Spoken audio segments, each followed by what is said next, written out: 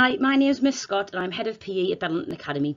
I'm also one of the teachers who delivers BTEC Sport at Level 3, and here I'm going to talk to you a little bit about what the qualification entails. So a little bit about the qualification. The qualification that we deliver at Level 3 is the extended certificate. This means that the qualification at the end of the 2 years is the equivalent of one A-level. It's a vocational pathway qualification, which basically means you get assessed through various different methods, including external exams and different internal coursework units, where you might need to work on a presentation as a part of a group, or maybe get interviewed as part of job qualification interview that you are doing, or even some written coursework tasks. Okay, so a little bit about the topics covered as part of the qualification. During the 2-year course, you'll study 4 different units, 3 of which are mandatory units which need to be covered. The 3 mandatory units, the first is anatomy and physiology. That is also an externally assessed unit where you will take part in an 1.5-hour exam. Within anatomy and physiology unit, that you will study things like the cardiovascular system, the respiratory system and the energy systems, okay, as part of the body. Unit 2, the fitness training and programming unit, that's a little bit different. Again, that's externally assessed, but with that one you actually get a part A to the exam and a part B. The part A gives you a client case study, okay, and that's issued to you 2 weeks prior to the exam. You then have time to create a notes page on that client and use the information that you've found out from part A to produce that.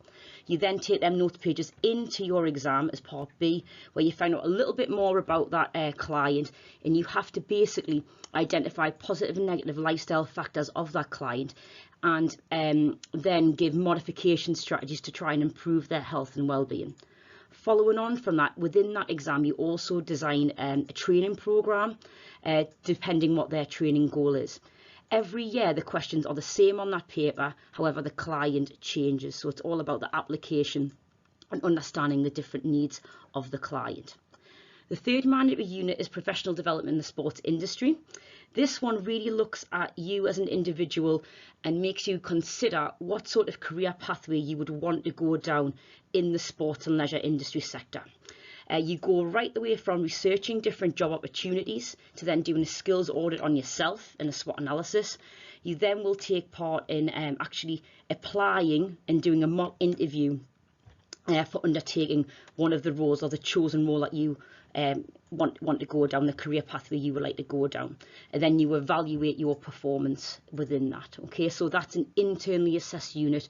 So there's video evidence is collated through the interview process, but also written tasks as part of that, and a lot of research techniques are developed in that unit. The 4th unit is an optional unit.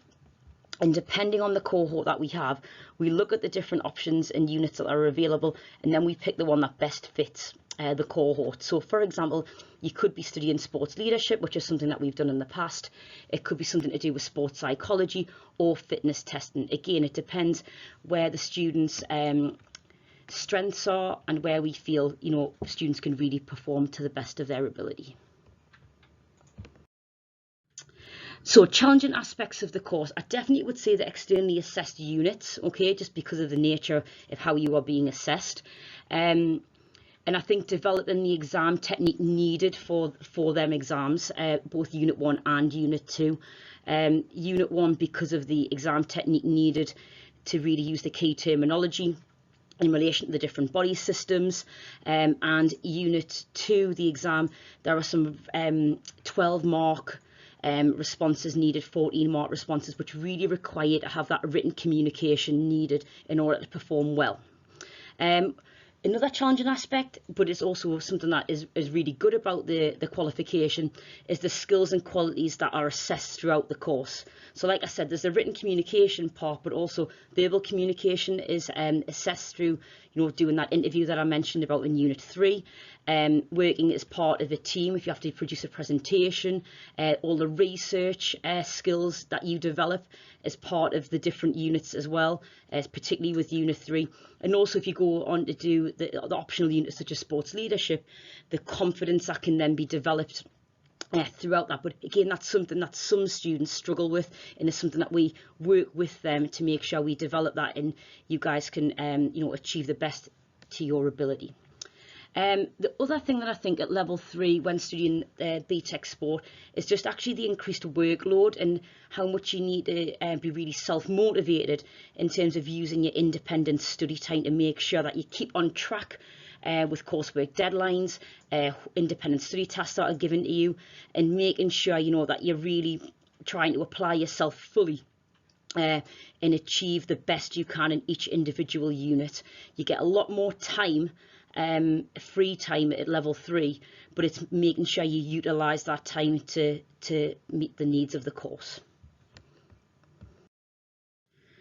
So what could this course lead on to? Due to the varying assessment methods that are used, it really prepares students for further education and the world of work.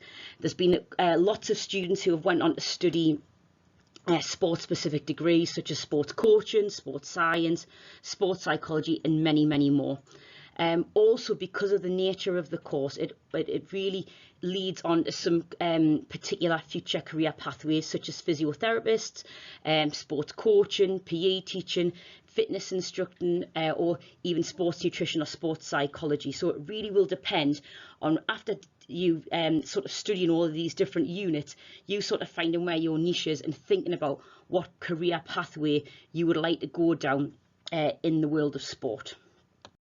Okay, so finally, why choose BTEC Sport? If you're interested in the sports and fitness industry, this is definitely the course for you. The qualification really does have a broad area of study which allows you to develop some fantastic knowledge in some key sporting sectors. Also the ability to be assessed through a range of different methods, both through practical and theory-based lessons, is something that's a real positive of this course and something that students really, really enjoy.